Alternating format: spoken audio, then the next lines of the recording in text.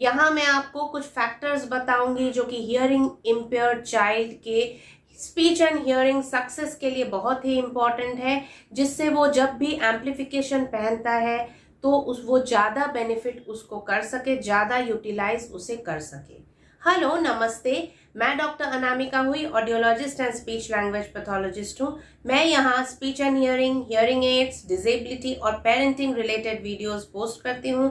तो अगर आप ऐसे विषय में इंटरेस्टेड हैं तो प्लीज सब्सक्राइब जरूर कर दीजिए इस चैनल को। इनमें से कुछ फैक्टर्स चाइल्ड रिलेटेड है, कुछ फैमिली रिलेटेड यानी पेरेंट्स रिलेटेड या एनवायरनमेंट रिलेटेड आप बोल सकते हो। तो चलिए जान लेते हैं ऐसे ही कुछ फैक्टर्स।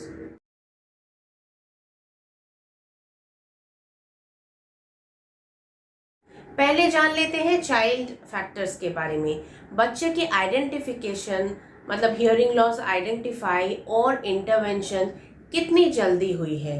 यहाँ मैं बता दूं, अर्ली आइडेंटिफिकेशन, अर्ली इंटरवेंशन का मतलब है 0 से 3 इयर्स तक। उससे लेट अगर हो गया तो वो अर्ली इंटरवेंशन में नहीं आता।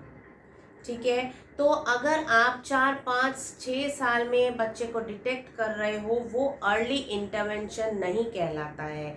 आपके लिए अर्ली शायद हो सकता है क्योंकि आपने इससे पहले सोचा ही नहीं होगा, लेकिन अर्ली इंटरवेंशन की एक एज है जो कि 0 से 3 इयर्स तक है, और उसी एज में बच्चा ज़्यादा बात सुनता है, ज़्यादा सीखता है, बच्चे की लर्निंग पावर ज़्यादा होती है, ग्रास्पिंग पावर ज़्यादा होती है, और ज़्यादातर डेवलपमेंट भी उसी एज में होती है।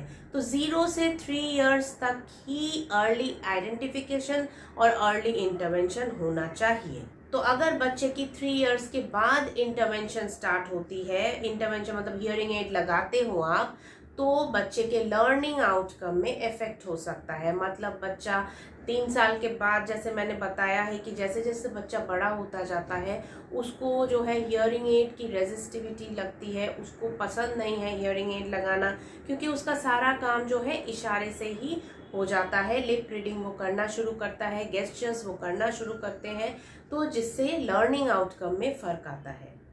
दूसरा है, कोई और एसोसिएटेड प्रॉब्लम तो नहीं है। कई बार देखा जाता है कि हियरिंग इम्पेयरमेंट के साथ कोई सिंड्रोम एसोसिएटेड है, या इंटेलेक्चुअल डिसेबिलिटी है बच्चे को, या विजुअल इम्पेयरमेंट है। तो ऐसी स्थिति में बच्चे का जो लर्निंग आउटकम है वो अफेक्ट होता है। तीसरा है, जो मशीन बच्चा पहन रहा है उससे बच्चा प्रॉपर सुन पा रहा है क्या। बहुत बार ऐसा होता है कि बच्चा मशीन तो पहने हुए है लेकिन बच्चा सुन नहीं पा रहा है। सुन नहीं पा रहा है उसका क्या मतलब है, मतलब बच्चे की जो या तो बच्चे का कान में जो हियरिंग लॉस है वो काफ़ी ज़्यादा है कि हियरिंग एड नहीं ले पा रहा है, मतलब उसका गेन नहीं दे पा रहा है, या हियरिंग एड कम पावर का है। तो दोनों ही चेकिंग करवानी चाहिए आपको कि क्या प्रॉब्लम है जो कि बच्चा इतने पावरफुल हियरिंग एड में नहीं सुन पा रहा है, और क्या बच्चा हियरिंग एड को 10 आवर्स पहन रहा है या 10 आवर्स के ज़्यादा पहन रहा है, और क्या आप उसको लैंग्वेज एक्सपोजर अच्छे से दे रहे हो। नेक्स्ट है, क्या बच्चा दूसरों से कोऑपरेटिव है, हियरिंग एड ठीक टाइम से पहन रहा है, थेरेपीज ठीक टाइम से ले रहा है, थेरेपी में कोऑपरेट कर रहा है। बहुत बार इतने छोटे छोटे बच्चे रहते हैं कि बच्चे हियरिंग एड को पहन कर भी रोते हैं और ऑडिटरी ट्रेनिंग करवाते करवाते भी रोते हैं। तो उनके साथ रैपोर्ट बिल्डिंग करते करते ही 3-4 सेशन निकल जाते हैं। तो उतना टाइम बच्चे को भी देना है और थेरेपिस्ट को भी देना है और पेरेंट्स को भी पेशेंस रखना है।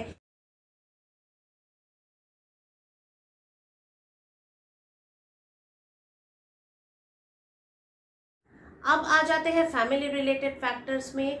जब बच्चा हियरिंग एड पहन रहा है या कॉक्लियर इम्प्लांट पहन रहा है, तब आप कितना बात कर रहे हो बच्चे से, क्या क्या एक्टिविटीज़ करवा रहे हो बच्चे को, क्या ये एनफ है बच्चे के लिए, क्या सही आप एक्टिविटी करवा रहे हो, क्या बच्चे की अच्छे से लैंग्वेज एक्सपोजर हो रही है, नई नई चीज़ें सिखा रहे हो। नई नई चीज़ों का मतलब है नए नए जगह लेके जाना, नए नए एक्सपोजर करवाना, जैसे पोस्ट ऑफिस हो गया, रेलवे स्टेशन हो गई, मार्केट मॉल हो गया, ठीक है, दुकान हो गई, बाहर हो गया।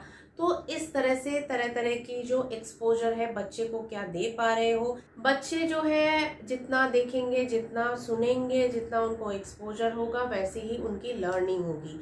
बच्चा पूरा दिन अपने में खेलता है, अपने में ये करता है, पेरेंट्स वर्किंग है, पेरेंट्स टाइम नहीं दे पाते हैं, ठीक है, जिसकी वजह से बच्चा जो है word level, phrase level, sentence level पे कहीं ना कहीं अटक रहा है। तो आपको देखने की ज़रूरत है कि क्यों अटक रहा है, आपको टाइम रिशेड्यूल करने की ज़रूरत है। अगर आप बचपन में उसको टाइम नहीं दोगे तो पूरी ज़िंदगी आपको टाइम देनी पड़ेगी थेरेपिस्ट को। ये आप ध्यान से सुन लो, ठीक है। और आई रियली मीन इट। कोई आके आपके बच्चे को कोई पिल्स नहीं देगा, ये दवाई से नहीं होगा ठीक। बात करिए, टाइम दीजिए, इन्वॉल्व करिए। मेरी बहुत सारी वीडियोस हैं, आप लोग प्लीज़ जाके देखिए और फिर आप बच्चे पे वर्क कीजिए। मेरे डिस्क्रिप्शन बॉक्स में भी आपको तरह तरह के एक्टिविटीज़, तरह तरह के फ्लैश कार्ड्स के लिंक मिल जाएंगे, आप वहाँ से भी जाके खरीद सकते हो।